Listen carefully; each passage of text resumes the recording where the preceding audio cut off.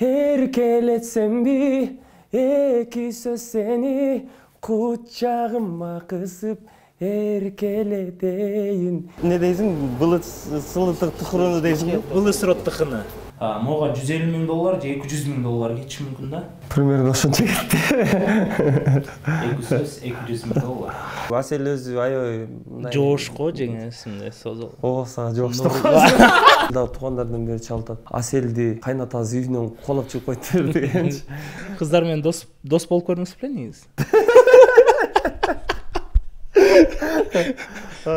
Кыздар менен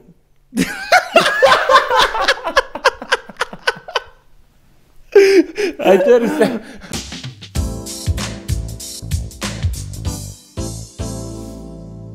Assalamu alaikum достор, бул эки сөз долбоору. Бүгүн биз кимдин үйүнө деп коем, кимдин ресторанына конокко келди десеңиздер, биз Нурлан Насиптин ресторанына келдик. Азыр Нурлан мырза ичинде шеф не кылып аткан чогуу кирип көрөбүз, жүрүңүздөр.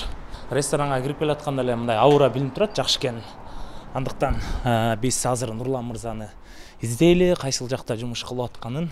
Вау, прям мындай приятно пахнет, да? Вот здесь бар экен, бул жакта Насип деп турат экен. Ассаламу алейкум, кандайсыздар жигиттер? Жакшысыздарбы, ден соолуктар жакшыбы? Саламатсыздарбы? Сиз жашын алдыңызбы? Эми Нурлан байке каякта? Нурлан Насип жумушун кылып атпайбы тиякта? Кабинетинде отурабы? Жок, тетинде пол сүрүп атат. Серьезно? Таза. Нурлан Насип. Нурлан Насип. Аваз Акимов эмес, Нурлан Насип. Нурлан Насип. Пол сүрүп атабы? Дал өзү. Алмаш Шадаев болуп кеттиң го?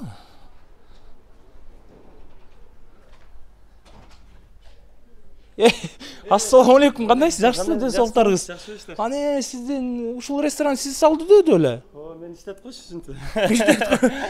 Азыр бул жака ушул жумушка кирдиңизби? Эме, пол жыгандар жакшы айлык алат экен. Бүгүн негизи Нурлан байке эки сөз долбоору. Атайын сизди биз офиске чакырбай ошо ресторандын ичинде эле убара кылбай тарталы дедик. Андыктан биринчи пол сүргөндөн баштадыңыз да. Эми да эмне жумуш кыла аласыз? Биз дальше уланып кете берели анда. Бизде правила бар. Носки бул, носки кийип киш керек. Жок, башыңызга кийесиз носки. Анткени кухняга баягы биздин конокторго, клиенттерге чач баш түшпөш үчүн сөзсүз түрдө ушуну кийиш керек, э? Bunday кийип алышыбыз керек. Анткени санитардык да? Санитардык эмен аял. Санитардык деметип атасызбы же Эрландан коркуп атасызбы? Өзүңүз эле анткени өзүңүз андай нерсе болбош керек. Ооба, негизи ал болбосо деле. Кеттик анда жумуш. Биз азыр Нурлан байкенин кухнясына киребиз.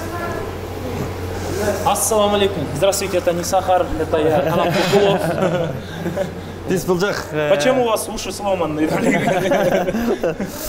Биздин шеф-поварыбыз Нурадил. Нурлан байке, ресторан ачып атканда бул эң негизгиси баягы обслуживание, баягы ичи жасалгасы бул бир 30% болсо, бир 70-80% бул тамак чечет да.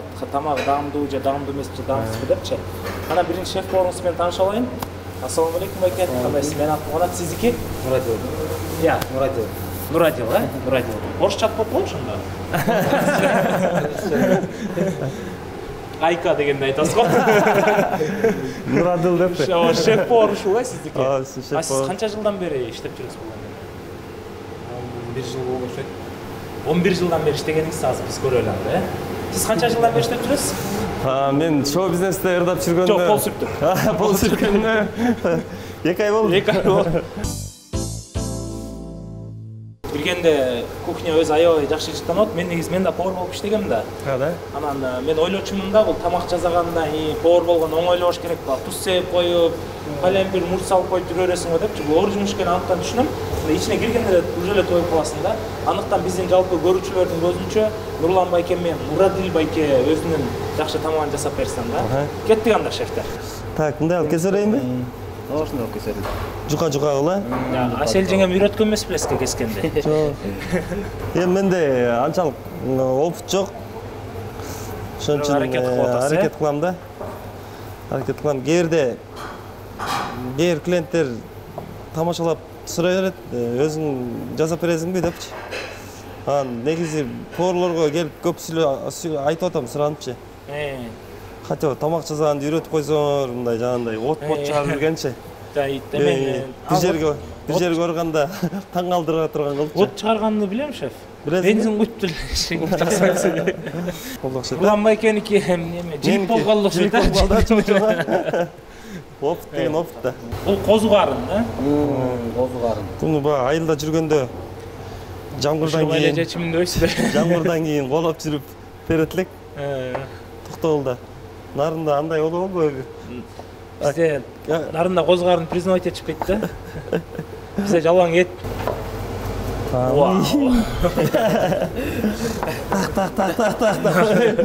Эринип кеттиңизби же? Негизи сиз итальянский былсыро тыхыны деген жегенсиз да, правильно экен. Ошону да жасап берсеңиз. Не дейсиң? Сылытык тыкырууну дейсиңби? Былсыро тыхыны. Ошондо сковородканы бышырып атасызбы, шеф? Азыр Нурадил байкенин өзгөчө фантазияларын ээ болобуз. Ал эми бул жерде эмненин башы кайнап аткан? Койдумбу? Тил. Тилби, Тил. Биздин кухняда мындай башкача нерселер бышат. Мээлер бышат. тамактын аты эмне ошондо? Фрикасе. Фрикасе, да?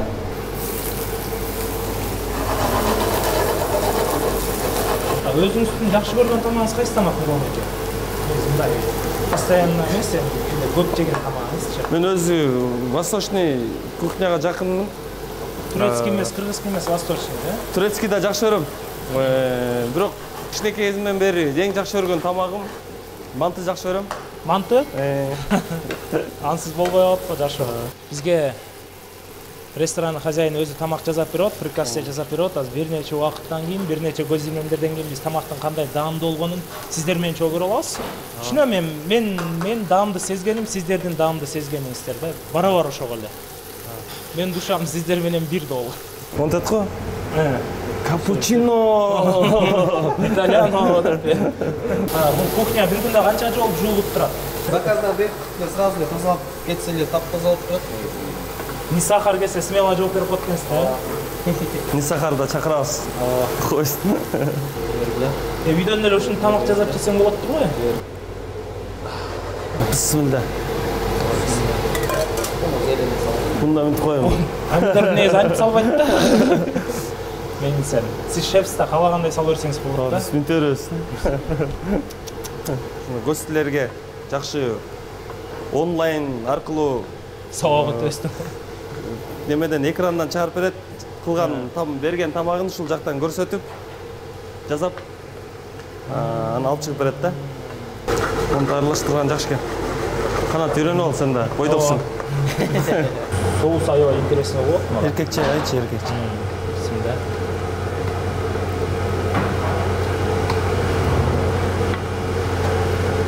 Ё-моё. Эмне деген күчтүү поварсыз, Нурлан байке. Действительно, даамы сонун экен. Биз негизи нарындыктар вообще комплимент айта албайбыз да. Ой, сиз мындайсыз, ой тигиндейсиз депчи. Бирок мына как есть айтабыз да. Комплимент деген каяктар көп айтат. Аваз байкелерди коңуз. Сон болуптур, чындыгында сон болуптур. Кел да. Өзүм да жеген, тамагым мынча таттуу болуп эле. Биринчи жолу таттуу болду. Сон болуп алыңыз келиңиз. Өз көптөн шеф болорлор семиз болот да. Эмнеге семиз эмессиз? 11 жылдан бери уже жарлайм деп ойлойм. Жеңип долгураак деп коесуң. Негизи бул жакка кыз эришип келген болбойт экен да. Потому что сиздин Даниэль деген иниңиз бар. Ошону көргөндө кыздар 100% бурулуп кетет Даниэльге. Ушул жигитти жумуштан алып койбосоңуз Биздин күчү менен келе албай атабыз да. Биз күчүп келебиз. Ошо тети тартып аткан кыз деле ошол жака бурулуп кетип атат камерасы. Бизди тарткыз келбей эле буралып кетип атат. Силерде козу карын дейбиби? Мен орус мектепти бүткөм да. Анан бизде эме дейт. Орус мектепти өткөнсүң сен? Ооба, орус мектепти бүткөм да. Анан бизде эме дейт, грибы дейт. Папа грибы принес, мама грибы принесла. У лесу грибы нету. Когда грибы будут, скоро будет грибы, деп окучуктайбыз.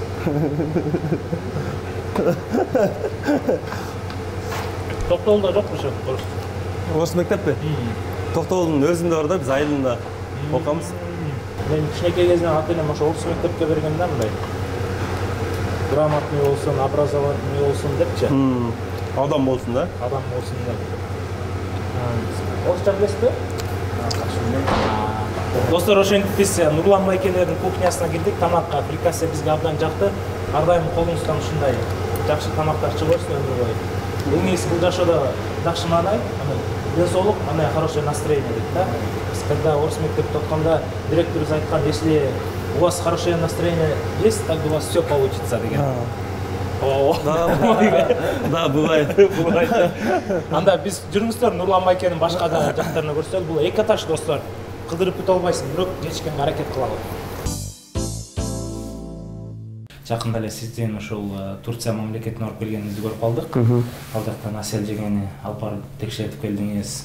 Ошол жакта врачтардын анализи кандай чыкты? Ошол жөнүндө бир айтып бизди кубанып койсоңуз. Ал жакка дагы Аселяны ошо кырсык болгондон кийин 6 айдан кийин лечение кылдырып турушубуз керек. Ошо кырсык болгондон кийин ушу 6 ай болду, январь эмесич. Ал жакка алып барып бир клиникага, жакшы клиникага алып барганга аракет кылдым. Чындыгында аябай күчтүү докторлорго алып бардык. Башын жана МРТ деп коет, киргизип тарттыртып, анан кийин ошо башка жараша алар дары-дармектерин жазып берет экен да. Докторубуз дагы аябай занят киши экен. Анан кийин биздин анализибиздин убакыт сааты көпкө чейин жылды. Билеттерибизди жылдырганга туура келди. Ошондон кийин бир жумадан кийин чыгып, бизди сүйүндүрүп, жакшы анализдер, эмелер, жыйынтыктар жакшы чыкты. Ойдогудай болду. Асель азыр жакшы эле болуп калган.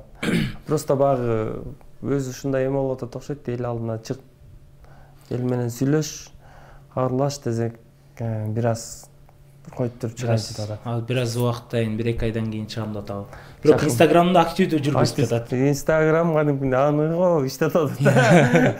Значит жакшы да. Значит жакшы. Ооругандан кийин мындай кандайдыр бир капризный болуп, өзгөрүүлөр болгон жокпу? Аселби? Жакшы эле. Жакшы.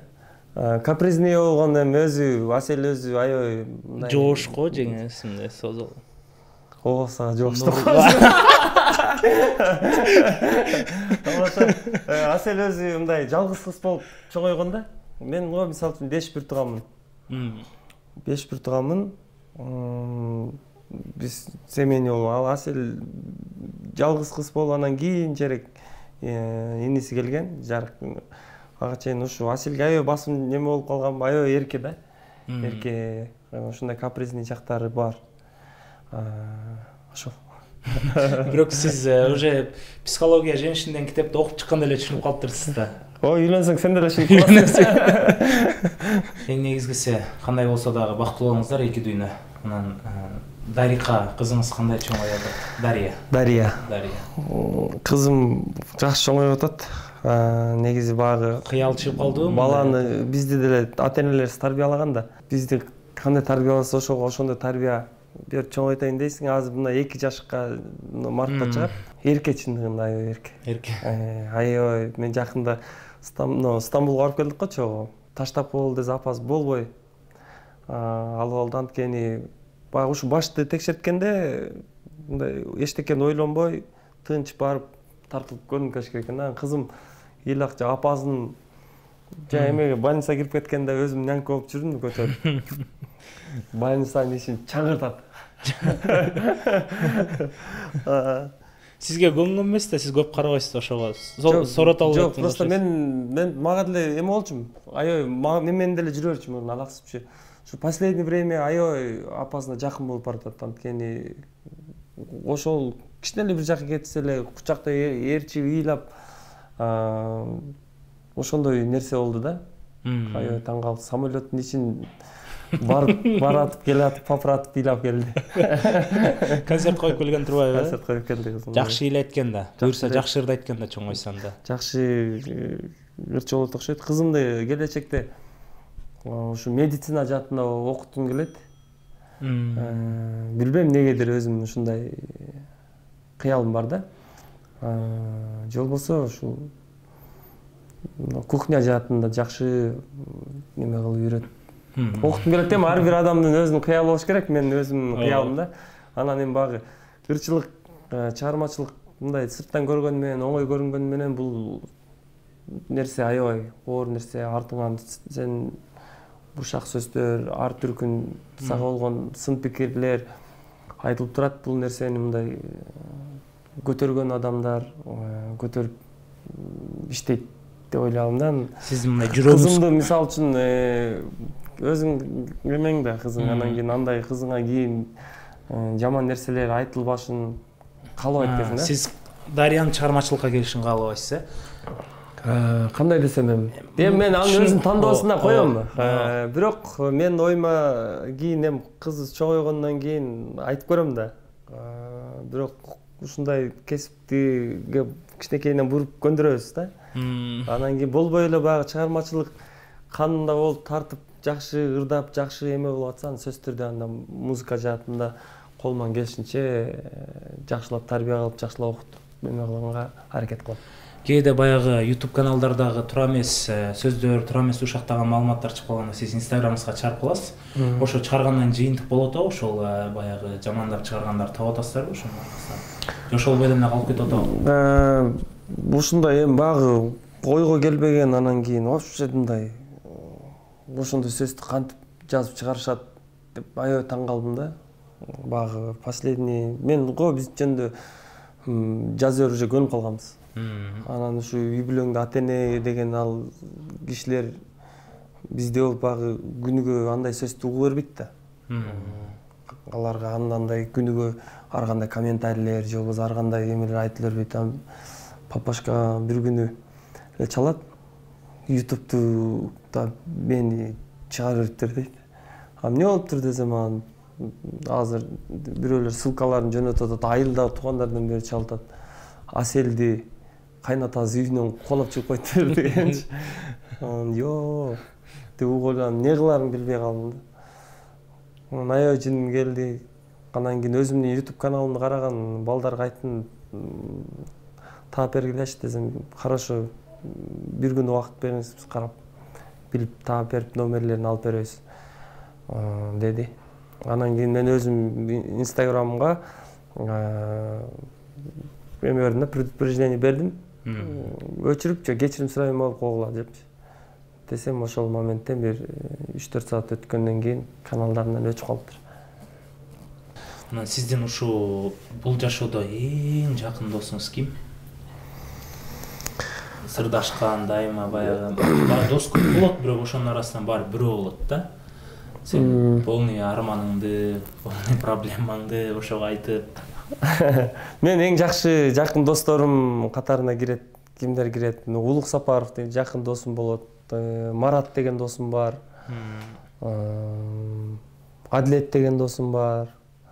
Аябай жакшы катташып, сыйлашкан, сырдашкан достор. Аскар деген досум бар. Анан чыгармачылыкта досторум бар, бардыгы өзүңүздөр билгендей. Ошол. Дос кыздарыңызчы? Дос кыздар жок азыр. Дос кыздар эле жокпу? Дос кыздар жок. Жок болгондон. 3-4 жыл болду да жок болгондор эле. Достук сүйүп айланат да. Кыздар менен дос болуп көрдүңүз беле негизи? Кыздар мененби? Коркпоңуз да болбасын. Кыздар менен эми кандай десем, кыздар менен дос. Кыздар менен кандай дос болуп? Кыздар менен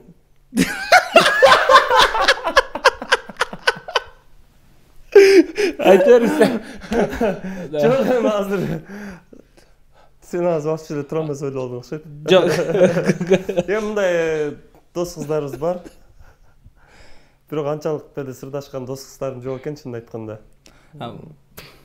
Макул, башка суроого өтөбүз, сизди кыйлабай. ошо досторуңуздун арасынан Данияр байке, Аваз байке, Алмаз байке, ушулардын арасынан кимдин достуктары көп? Азыр Нурмат менен Алмаздыкы көп да, анткени экөө бойдок. Үйлөнгөндөрдү коргоп атасызбы? Даниярдыкы деле көп болчу. Жок деп койбуз азыр. Аваздыкы давно жок болду. Машинаңыздын жылы канча? Машинанын жылы 2013. Ошондо бул машина эмне деп аталат маркасы? Lexus 460. Примерно баасы канча миң доллар турат? Баасы секрет эле болсун эми. Андыктан достор, биз Нурлан Насиптин Famous Bar'на киребиз. Кыргызстандагы миллионер адамдардын Famous Bar. Бияк Famous Bar. Бул жак кимдин идеясы менен ачылды негизи? Негизи эки жакты эки башка кылдык. Анткени баягы улуумундагы дагы мен өзүмдүн угармандарым, эжекелерим бар. Анан жаштар дагы бар дегенде, ошон үчүн эки жат, эки башка багытта кылдык. Бул жака Сиз деген ресторан тармагында иштеген эмессиз да, же иштедиңиз белем? Мисалы, бир бизнести башташ үчүн ошол тармакты түшүнүш керек да. Бул тармакта убагында мен официант болуп иштегем ресторандарда. Анан кийин бул тармакта иштеп билип калгам себеби анткени көп дос балдарым бар, тең туштарым бар. Канча күн иштедиңиз? Каякта? Эми официант болуп. Көп эле иштегем, баягы студент кезинде иштеп жүрдүм, көп эле баягы акча жетпей жүргөн учурларда. Бачы алаңс, мен ырдасам клиенттер качып аткан. Алаң сайын сүйүп барам. Келчи гүлүм көп күтпөстөн, максатыма жетсем окшойт. Күтө бербей казарманга, алып качып кетсем окшойт. Сагарнаган ак сүйүүнүн кадырына жетесиңби? Макул болуп мени менен Famous Bar'га келесиңби? Макул болуп мени менен Бухайт эткенге келесиңби? Жагымдуу чыгарма болду. Рахмат Нурлан байке. Чоң рахмат. Ошентип ресторан ичин бардын көрүп чыктык. Эми бардын көргөнгө да жетишпей калдык. Чындыгында абдан чоң экен. Ушул бизнести баштаганыңызга бир 2 айдын жүзү болду да. Мындай ощущениялар кандай болуп атат? Уже клиенттер келип атабы, кандай актап атабы, кандай кыйынчылыктар болот? Өзү чыгармачылыкта жүрүп бизнеске аттаганда мындай бизнестин кандай кыйынчылыктары бар экен, ушул жөнүндө айтып берсеңиз. Чоң рахмат. Ушу бизнеске кадам таштаганыңызга ушу бир 2 айдай, сиз айткандай 1 айдай эме болуп иштедик. Технический открытие кылып, өз көнүшүп иштеп көрөлү, баягы официальный открытие болгонго чейин депчи. Мен үчүн аябай абдан кызык болду. Баягы бир жаңы барак ачып, жаңы барак ачылгандай эле болду мен үчүн жашоомдо. Бул жактагы персоналды обслуживанияны сиз кайсы жактан алдыңыз? Мисалы, негизи персоналдарды менин күйөө балам бар негизи. Айбек деген өз бир тууган карындашым, экөө ушул сферада иштешет да. Азия молдо, Космопарктын жанында, ушул жактарда өзүнүн точкалары бар, ушунда иштеп жүргөн. Анан кийин алар менен биргеликте каларды чакырдым. Андан сырткары дагы башка ресторанда иштеген эжешкалар бар эле, аларды чакырып, эми мага ачыктам жардам бергиле. Эмне кылышым керек, кандай кимди табыш керек деп. Анан кийин ошонтип биринчи шеф-повар издедик, поварларды аябай издедим. Анткени бардык эле айтып келсең, тамагың жакшы болмоюнча, өзүбүз деле билебиз да. Тамагың жакшы болмоюнча 1000 кандай кылып ачсаң деле эме болуп калат депчи. Ошондуктан поварлордун анан аябай издедик. Тияктан чыгып, бияктан чыгып, андан кийин жакшы поварларды таптык. Кудайга шүгүр. Ушу сиз айткандай 2 айдан бери иштеп атабыз. Ушу тамак жактарынан абдан жакшы комплименттер айтылып атат. Алардын көзүнчө деле айтпайм, бирок сүйүнүп калам эмнегечи. Анан сөзсүз түрдө бизде менеджерлерибиз бар, официанттар дагы жакшы, күчтүү мынаяктагы кофейняларда иштеп жүргөн, жакшы ресторандарда, жакшы кафелерде иштеп жүргөн старший официанттарды чакырдык, зарплаталарын жакшы кылып беребиз. Анан результат көрсөтүп иштеп атышат, абдан баарына жагып атышат. Командам Кудайга шүгүр абдан жакшы, ынтымактуу иштеп атабыз. Жакшы азаматсыз. Анан ошо 2 айдан бери шеф болуп атасыз, мындай бирөөнү ушкан күнүңүз болду. Эй, мындай кылбайсың, тиңдей албайсың деп. Жок, андай негизи жаман көрөм мен мындай. Келе Капризме көргөндө. Келишип эле баягы жаңы келип эме болгондо биякта менеджерлер өзү правила болот го ар бир жердечи. Бизде бир 30-40 адам иштейбиз. Эми баягы бухгалтерия, электрик, пол жууган, кухняны, официанттар баардыгыбыз бириккенде ошончо болобуз. Ошолордун баарына зарплата беребиз. Анан ар бир жердин өзүнүн правиласы болуш керек экен.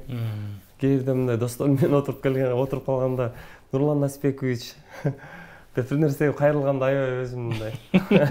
Бага көрүп калганбыз. Нүке деп. Нүке депчи. Анан кээ бир дос болдом сразу мындай карайт. Аларга кызыктуу кылат да көрүп калганчы. Анан кийин өзүм да кызыктуу болуп кетем, анан кийин бер жака келип айтам, кызыктуу болуп кетти монтип айтканда депчи. Анан кийин эми көнүшүп келатабыз. Кудайга шүгүр, баардыгы жакшы. Насипбекович да бир айдан көнүп калат экенсиз, элдин башында. Биз да тойдон Нурлан Насипбекович деп чакырып калып турабыз. Бул бизнести башташ үчүн, эме үчүн ба кыйналдым, бир жыл ойлондум, тынайылдым деп атпайсызбы? Тынайылдым деп мурдум мен. Бир жыл бизнести башташ үчүн ойлондум, ар кимден совет сурадым депчи. Мурда дагы сиздин бизнестериңиз бар беле? Бул биринчи эле бизнесиңизби же? Негизи мурда бизнесим жок болчу. Только чыгармачылык менен иштейт элем. Чыгармачылык менен иштеп келатканыма бир 10-11-12 жылга кетип атат. 12 жыл болуп калды. Убакыт деген өтө берет экен. Ал жактан багы аракет кылып ал жакта деле иштеп келатабыз. Ал жакта дагы азыр Кудайым буйрса жакшы дагы пландарым бар.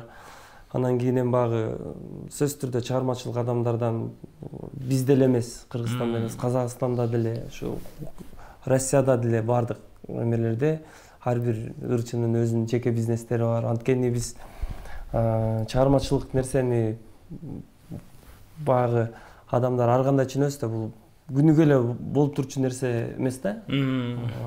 Бирде бар, бирде болбой калышы нерсе. Ошондуктан сөзсүз түрдө мындай өзүңдүн үй бүлөңө, өзүңдүн баскан турганыңа жете тургандагы бизнестериң болуш керек. Ушуну туура ойлоп таптырсыз, мен дагы кошулам. Буйрса сизден да бизге жуксун дейбиз. Сөзсүз түрдө. Анан баягы Улук Сапаров деген досуңуз тамашалап айтып калды, ушу Нурлан досумдун аракетине аябай баа берем. Нурлан Насип болуп, дворецте аншлаг менен да концерт коюп жүргөндө эртеси тамактаналы десек, эме мындай ушу сиздикине окшогон ресторандарга кирбей, көнөкөй жерге кирип пирожки жеп кетип калчык депчи. Дагы деле ошо бул жактан тамак ичпей атасыз. Дагы деле жөнөкөй жерде пирожки жеп атасыз. Негизи өзүм ошондой өзүм жандай самообслуживание өзүң барып кылган жерлер бар го. Бирок тамактары жакчы да. Кайсы жердин тамагы жакшы болсо ошондой жерден тамак. Ого эле кирип өтүп турбайсызбы? Мен мындаймын, мен тигиндеймин деп эле. Азыр октошондо бул сиздин рестораныңызга карапайым адамдар келип тамактана алабы? Тамактын баалары кандай? Негизи мен ошону айта кетейинчи. Негизи мына үстүндөгү Насип ресторан деп коюлуп калбадыбы аты? Негизи бул жакты мен чайхана кылып ачам дегем да, үстүнчү. Биздин жана айткандай эле бир необычный форматтагы дизайнерибиз, анан кийин аябай эле аралашып туруп алды да. Давай формат мындай кылалы байке, ресторанский формат кылалы депчи. Анан кийин ресторан деп аттар жазылып, эме болуп калгандан кийин жумушун толук бүтүрбөй качып кетип калды. Анан кийин ошол бойдон калып калды да. Анан кийин азыр мен кайттан бардыгыначы. Тамактарын кымбат эмес, стабилдүү түрдө бардыгы. Анткени бардык кухняларга салыштырып эме кылып атам. Анткени азыркы 2021-2020 аягы өзүңүздөр билгендей доллар көтөрүлүп кетти да. Анткени меню чыгарганда дагы ар бир нерсени калькуляцияны эсептеп, ошого жараша кошуп эме кылып чыгарат экен да. Анан кийин ошого ылайыктуу меню чыгардык. Кудайым буйруса мына жакында биздин да чоң менюлар чыгат. Ошого дагы ушул тамак аш жактарынан технический открытие деген эмнеси? Анткени келген адамдардан отзыв угабыз да бизчи. Эмнеси минус болуп атат? Могул жаңы тура эмес, бул жаңы тура эмес дегендерди биз оңдош үчүн ошондой форматта ачканбыз да. Анан кийин Кудайым буйруса акцияны ачылдык. Жакында менюларыбыз да чыгат, өзгөрүлөт.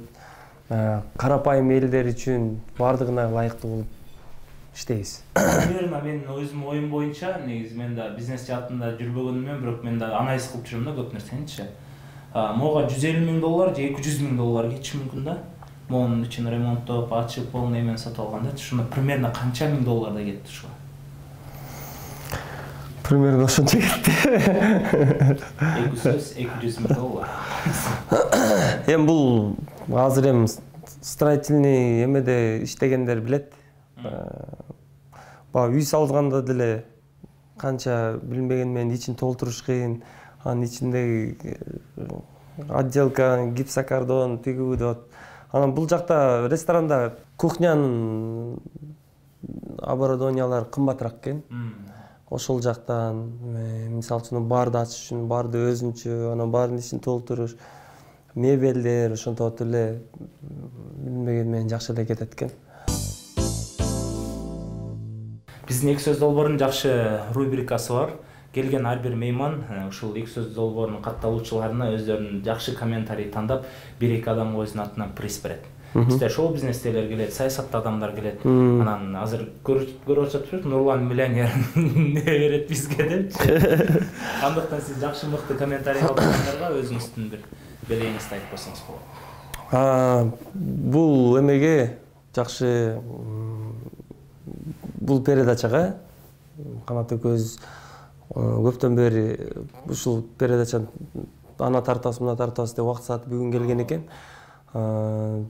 Бизге бир жакшы, кызыктуу ушу биздин ресторан жөнүндө, менин жумушум жөнүндө же болбосо кызыктуу комментарий жазганга бир 2 кишилик бул жакта жакшы тамакка чакыралы. Обедке чакырасыз. Эгер сүйүктүүсү менен келе турган болсо, мына романтический ужин тартуулап берели, ошондой кылып берели. Достор, андыктан эртелеңиздер. 2 кишиликке тамак чакырып, ошо Нурлан Насип өзүнүн ресторанына жана өзүңүз да болосуз, буйрсайм. Өзүм да буйрсам атайын. Элибиз, жерибиз аман болсун.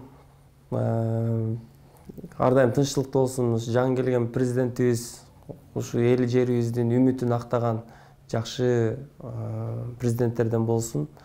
Ошо ден соолукта бололу. Баарыңыздарды күтөмүн, келип туруңуздар. Сиздер үчүн ар дайым эшигибиз ачык. Тура эмес жанатан бери сүйлөп койсом, бизден катачылыктар кетсе, кечириңиздер дегендей. Ошо, сен дагы жаман жашырып, жакшысын ашырып дегендей. Ишиңиздерге ийгилик, ден соолукта болуңуздар, үй бүлөңүздөр менен, бир туугандарыңыздар менен, жакындарыңыздар менен аман болуңуздар. Жакшылыктарда, жакшы кечелерде, тойлордо, концерттерде көрүшөлү. Эркелетсемби, эки сөз сени кучагыма кысып, эркелетейин, эркелетейин, эки сөз сени келчи шириним. Чакыра бер. Эркелетсемби, дос кыздар сени. Жалпы биздин көрүүчүлөр ошентип бүгүн биздин эки сөз долбоордо Нурлан Насип конокто болду. Бул эки сөз долбоору